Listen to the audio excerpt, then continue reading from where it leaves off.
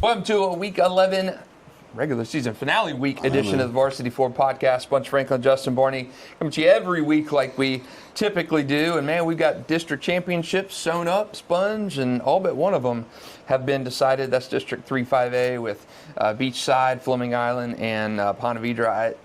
Ponte Vedra's going to win that district. Yeah, so totally. Middleburg lost last week to Fleming Island. Disappointing loss for Middleburg you think you're coming off that huge win over Beachside, and then you lay an egg against Fleming Island to fall out of that district race. Still going to be in the playoffs, but a chance to finish 9-1, and it slipped through. I still think finish 8-2. So good season for Middleburg. But district champs last week, a lot of things sewn up. Mandarin over Oakleaf. We'll talk about that one more in a minute. Bradford over Santa Fe. Ed White over Riverside were the three big ones. Some crazy games last week. Let's start with Ed White Riverside. Right. 64-45. Ed White. Now Ed White has no defense. Dude, Zero defense. You see how many points they've given up in the last 2 weeks? Crazy. Almost like 100 points. So man. 44 to Oakleaf.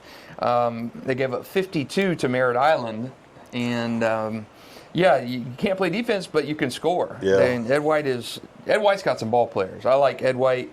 Haven't beat a ton of quality teams. Trinity Christian, that's the best win of the season. But man, they can bang. They could score. They can score, and that's part of the game is scoring more points than the other team, obviously.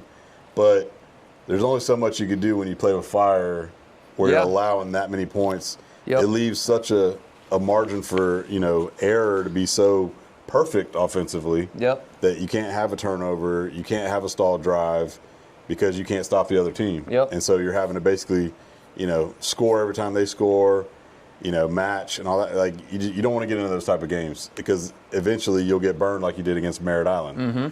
Now they were victorious in the last 2 weeks, but it's more so you got to figure out something on defense to get some stops, man. Got to get something because you're going to go into the playoffs and you're going to face a Columbia. You're going to play St. Augustine or Choctaw, somebody that's going to make you, that's going to stop you a little bit. Exactly. So you cannot, as good as Ed White and King Boylston and King Mercer and Rontrez Lloyd, all those guys have been, and they've been really, really good. Nick Roberson, Holt over there, Julian Holt. But, man, you're going to have to be able to stop somebody. I don't think you can continue to just outscore teams, tit for tat come playoff time. And Ed White's got a chance to finish 8-2. They have Baldwin in the Week 11 finale. I think that's going to be a good game. That's going to be another test, too. I think that's going to be a good game, too. We saw Baldwin, obviously.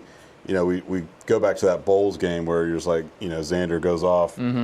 Baldwin put up some points on Bowles, and scored some points as well. They've had a pretty solid season as well, so I think that's actually going to be a pretty sneaky good game. Yeah, I think so too. I think that is one of the better ones in a kind of a weird Week 11 in terms of scheduling and games moving to Thursday and stuff. Ed White, I like Ed White, but they're in that region with St. Augustine, with Columbia come playoff time, so you could get a tough opponent, maybe even a Columbia right out of the gate in the playoffs, and you got to play a little bit better defense. But I like what Ed White has on offense, and again, they're still really, really, really young. So I think as next year comes into play, I think they're going to be probably a top 6 team for me entering the season next year, because they're really, really strong if all those guys stay there and continue to work. Some other ones from last week in Riverside, to me, it's just falling off the map. Totally, 2-8. man. My goodness. It's crazy how quick that can happen. Man. Yeah, I don't know if you reset over there or how you recalibrate. But Antoine Nicholas and company have some decisions to make. 2-8. That's a terrible season for Riverside. No way to gloss that over or sugarcoat that. Yeah. Okay, a couple other Super 10 ones from last week. Columbia. To me, Columbia's offense is just really not that strong. That's what worries me about them going forward. They have Bowles Friday night. They beat Clay 21-0 last week. You got to get a little bit more offense going, but a great season for Columbia. I like Bowles on Friday night. In that one, I think they've been more consistent. I don't know what team wants to see Bowles. I think Bowles right now is just playing at a different level. And then you got to talk about Range Yulee, even though that wasn't a game that kind of happened like we thought was going to happen. Totally. I mean, 49-0 at halftime. 58-6 final. It was just target practice. Ian Butler had an unbelievable game. Had 2 of our plays of the night tough to tough to pick which one. There was a play in the back of the end zone where it looked like his lower half of the body was going out of bounds, and then he just reset it, and boom, got 2 feet in bounds. Really, really beautiful back of the end zone catch. And then another one where Yulee defender went for the pick and should have had the pick, but it just bounced right out of the Yulee defender's arms, and Zion brought it in for a touchdown. Really, really, really good game. That was our plays of the week last week, and 58-6. Yeah, I mean, we kind of thought that was going to be the score. Man. It kind of was the precursor last week when we saw what happened to Yulee the previous week. And we figured, it was going to be easy pickings for that Reigns offense. And they've just been clicking, man. The offense has been really, really good all year. We kind of knew it would be with the pieces they had, with TJ Cole leading that offense. And it's just been lights out. And then, their offense is so good, sometimes it overshadows how good that defense really is as well. So, is crazy. They are all around solid. They kind of been the best team. We talked about the schedule, but they're murdering everybody. Schedule's been. There's no way to defend that schedule. I wish they would have had some bigger games. Me too. Man. It'd been fun. This would have been a fun team to watch. Have to play. Beat a team that's of some relevance to where you're like, that's a fun game to watch instead of just watching them just slay people. Yeah, and that to me, I think may hurt Reigns come playoff time because. People get defensive about saying Reigns' schedule. Reigns' schedule has not been good. I mean, you can't look at it and say it's really prepared you for that stretch run. You always want to have some sort of adversity to deal with. And they haven't had any. So, and I mean, is the Madison County game adversity? I know, that's what I'm saying. I wouldn't really say that as well. They haven't had any bit of adversity. No trouble at all. So, Reigns has just been absolutely squashing teams. 40 points allowed all season. I think 2 of those were off returns. So they have just been squashing teams. Kind of about what we expected from that game. Yulee built that undefeated start. Best in program history, by the way, so good start for them, but just not at the level. Yeah. And this is what we talk about when we see and I know Reigns is on the extreme end of that spectrum because Yulee's not, there's so few teams like Reigns in the area, so you can't really prepare for a Reigns if you're Yulee. Mm-hmm. But when you're playing the teams, the West Nassaus, the Fernandinas, those kind of teams, it's not getting you ready for that next cut of teams. And we saw that against Palm Coast when Palm Coast running clocked Yulee. So Reigns is just a different beast. I knew it wouldn't have mattered if Yulee was undefeated in that game or not. It's still the same. Yeah. Would have been the same result. So a couple others from last week. UC over Providence, 34-8. Wakulla, 13-7 over Baker County in double overtime, which is crazy. And how about West Nassau, #1 seed in the SSAA playoffs? They wrap up a 9-1 regular season last week over Dixie County. And, of course, the big one from last week, Mandarin and Oakleaf, a number 5 versus 4 battle, and Mandarin 31-14. Yeah. Unbelievable performance from the Mustangs. I picked Oakleaf to win that game, 33-28. Did not happen that way. I thought Oakleaf, with how Fareed had been running, McKissick had a good game the week before, that late touchdown pass to Trey Spurney to help them beat Ed White. And Mandarin was coming off a bye, so I'm thinking, man, Ed White's going to just continue continue. Oakleaf's going to continue to roll. Didn't happen. Oakleaf was just penalty. Unbelievably self-inflicted mistakes. Yeah. 3 interceptions by that Mandarin defense. Yeah, McKissick was underwhelming to say the least. Yeah, he didn't have a good game. You can't turn it. I think we said it in last week's pod leading up to the game. Is these teams are fairly equally matched on paper. And what it was going to come down to was, you got to take care of the football. Yeah. Turnovers is a huge component to the game, and when you turn it over, not only turn it over, but you allow 6 on the returns, that's killer. Yeah. So you can't turn it over, and then you can't obviously leave for those turnovers to become points. And then when you get instant 6, that's even a disaster. Yeah. And it was kind of it was disastrous for Oakleaf's, to win that game. Like I say, they self-inflicted wounds, penalties. They had that false start. You said on the goal line. Come up empty on a missed field goal. And then Mandarin took advantage of all that stuff. Yeah, Mandarin give Mandarin credit. Yeah, they did well. But Oakleaf, self-inflicted mistakes, 31-14. You have 3 interceptions, and the turnover on downs after the field goal. Those lead to 17 points, 2 pick sixes Yeah. in that game. So all of a sudden, if you don't have those 17 points, we're in a different type of ball game. Yeah. You're talking a 14-all game, and Oakleaf just self-inflicted mistakes. You can't have your quarterback throwing 3 picks, 2 for pick sixes in that game.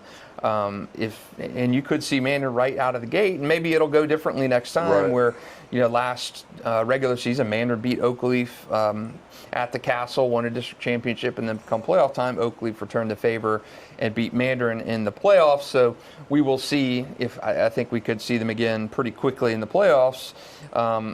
But Oakleaf, your two of your biggest games this year against Bowles and against Mandarin, you've laid eggs. I mean, you lose 38-6 to Bowles, and then you gift wrap a win for Mandarin. And Mandarin's defense, I mean, Mandarin, to me, is an interesting study because you lost guys to graduation and a transfer, a couple of big ones to transfer, Cam Mills to Columbia and then Brian Harris to Creekside.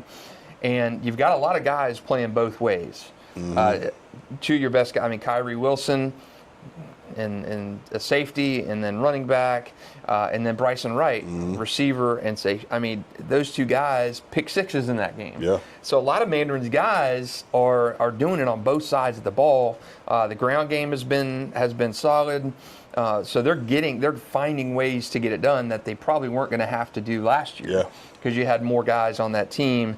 So credit to Mandarin, and I picked against them, and if they were to turn around and play again week 1 or 2 of the playoffs, I would roll with Mandarin this time around because you just showed me that how you played Oakleaf. So you'd have to flip the script, not turn the ball over, play turnover for 3, do the things you need to do to win, in the playoffs. But I mean, the good part about this, in the regular season, these games, like we just talked about, where the rain's not happening, this is Oakleaf. You just got gut punched. You played poorly.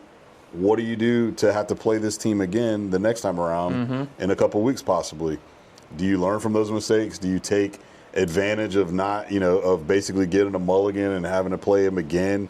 And do you play differently? And then if you do, can you win the game that really matters in the playoffs? So those are the big question marks that always happens and that's why you want to play in a game like that. So that you can actually get, in a sense, battle tested.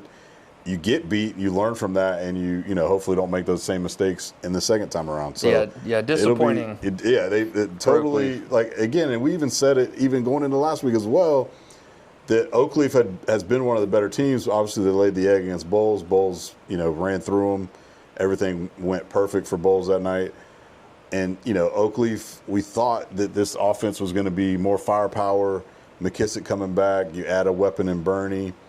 Fareed's been running the ball really well. It just, the offense has not been as firepowered as we thought it would be. Yeah, I thought going into this year that was going to be the strength of the team, and they've had flashes, but I think Oakleaf's defense has played for large in part better than the offense all season long, and you only gave up 14 points against Mandarin.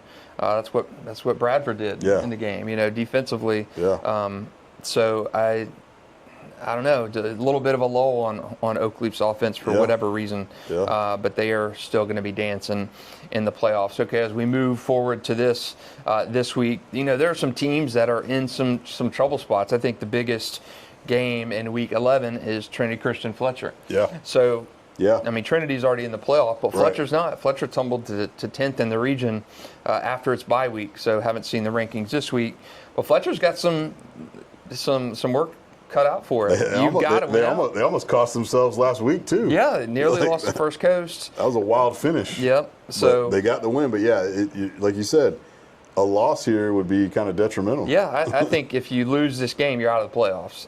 You win this game, you may still be out of the playoffs. So, a huge game for Fletcher against Trinity Christian on Thursday night, just because, and this again goes back to the point of scheduling. You're not beating the good team that you need to beat. You're not stacking those big wins. Totally. And I've seen this happen before where teams back in the district champ runner-up days. I mean, Baker County would be a good example. Santa would be a good example. Your teams that are going 7-3, 8-2, and missing the playoffs. And I think Fletcher could go 7-3 and miss the playoffs just because of the schedule not being as difficult as it needs to be in this new kind of system. So you got to schedule tough. You've got to scratch out a quality win here or there. But Fletcher had dropped to 10th in that rank in the region standings, and only the top 8 get in. And what hurts you is, if you are that number 8 seed and a number 9 seed or 10 seed wins a district, they're going to hop in and squeeze you out of the postseason. Yeah. So you have got to, and I mentioned this years ago, or I mentioned this weeks ago when we were talking about this, having a conversation with former Sandalwood coach Adam Geis when RPI and everything came in, and he said, well, if we're having to play these garbage gateway games, what's going to happen? I mean, do we need to look at kind of scrapping that, because strength of schedule is now a huge thing. So I think if you're a Fletcher and you do miss the playoffs at 7-3, you're going to have a hard look and say, well, do I need Rebolt on the schedule? Right. Do I need a Parker on the schedule? You're going to have to take that hard look.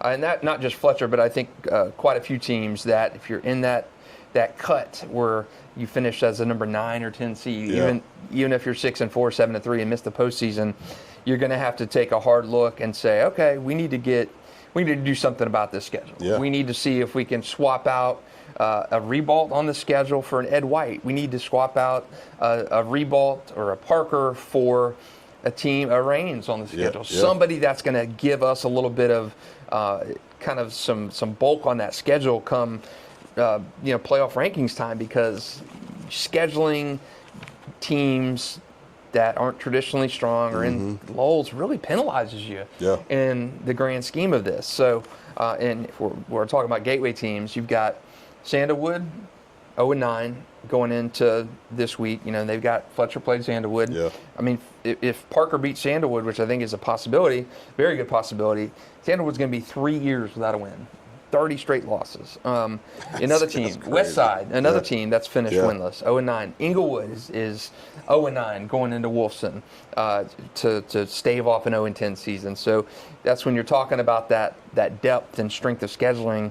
You got to get some of those teams off your schedule. If you're if you're a Fletcher, if you're a First Coast and you think you're there, you got to get some of those teams that hold your rating down, get them off the schedule, because it just does not help you come this time of the year when you're kind of scoreboard watching and stuff and kind of trying to make sense of things. But a weird week of games this week, because we got a lot of games on Thursday night. Yeah. So Halloween on Friday, there have been a lot of teams move games up to avoid that, and then Florida, Georgia, with all the gateway teams who host in this week every year end up having to play on Thursday night. JSO and staffing and all that stuff. So a decent amount of Thursday night games. I think the biggest one, of course, is our game of the week, St. Augustine Mandarin. Totally. Good one.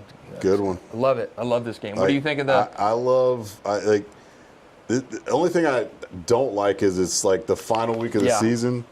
This is where it goes back to when you say, are they going to rest players? They're both in the playoffs. How do they take this game?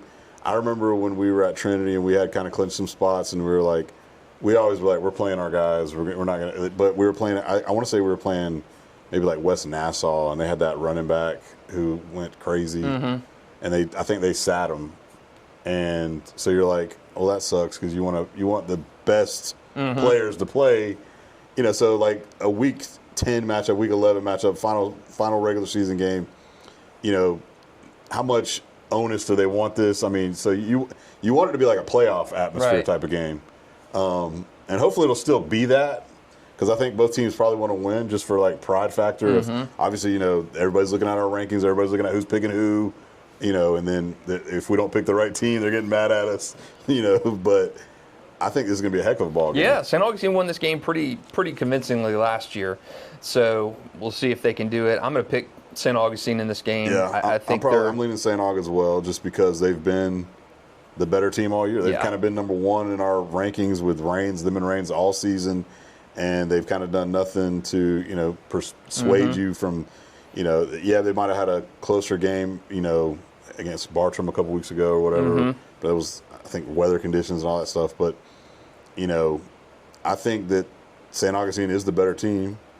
Mandarin, you got your shot. Go beat them. Yeah, it's you settle it on the field, and I like St. Augustine in this one, and I think they're more of that complete team at this point. Yeah.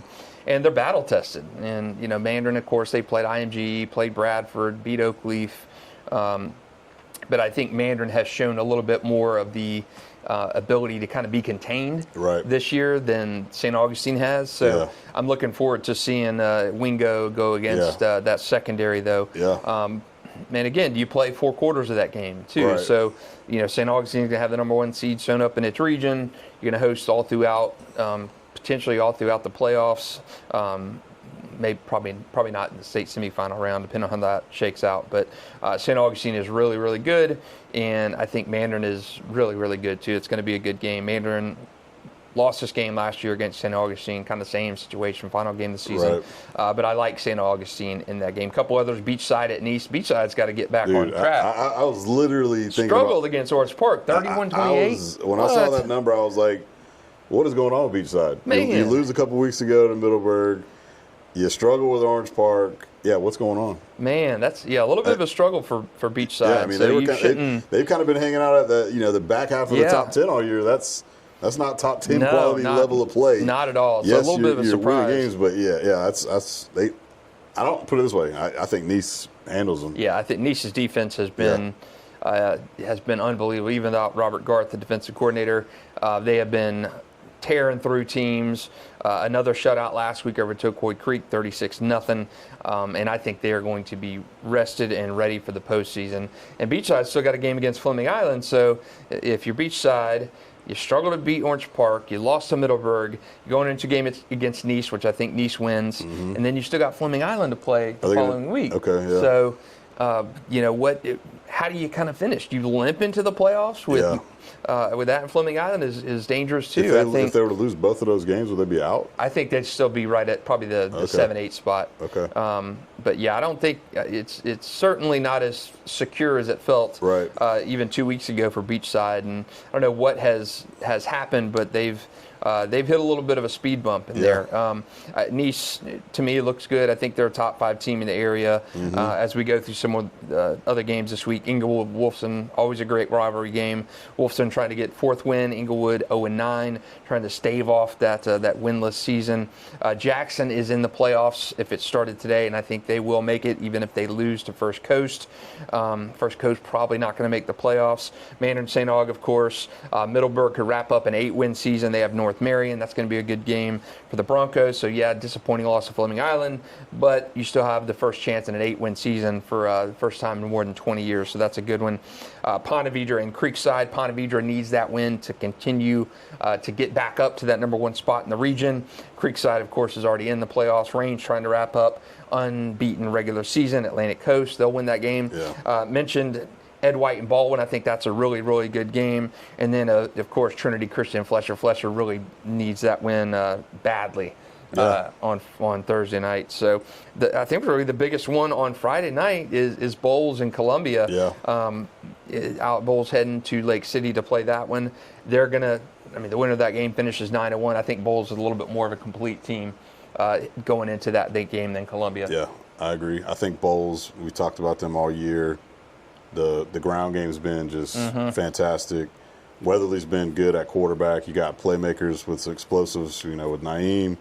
They've been playing good defensively as well. Like we just said, Columbia, yes, they've been winning ball games. They kind of remind me of the Bradford style team. Really solid defense, run the ball, don't really score a lot of points. And so when you run up against one of these teams that can kind of do what they want on offense, your defense is a little less, sustainable to hold up against a team like Bowles. And so I just feel like Bowles is the better all-around team, and I just don't think Columbia can score enough in that ball game. I'm with you. I think it's going to be I think Bowles is going to win in that game pretty handily. Our Super 10 this week, I do have some changes in my rankings this week. Number 10 and 9, staying put. So I have Ed White at 10, Ponte Vedra at 9. 8, I've got Oakleaf dropping to 8 this week for me. Columbia moving up to 7. 6, I've got Bradford. 5, I've got Nice. 4, I've got Mandarin. 3, I have Bowles. 2, I have St. Augustine. And 1, I have Rains. I think Rains has just been murdering teams this season. And If you put them on a neutral field with St. Augustine, I don't know who I'd pick in that game. I think that'd be a darn good game. But I think Reigns, for its dominance, really from start to close, and yes, the schedule has been painfully light after you lost that Miami Central game in week 1. But I still think Reigns is. Even if here's one for you then. If Reigns would have lost that game week 1 and they're 9-1 or 8-1 going into the final game of the season, I think we still would have them ranked number 2. Yeah, I mean, losing to Miami Central that's would what be. I'm saying. So like they're definitely, like you just said, if they were to play St. Augustine next Friday, all things considered, we'll say that St. Aug beats Mandarin and they both win this week. I would have a tough time not picking Reigns. Yeah. And it would primarily be just because that offense has been so explosive.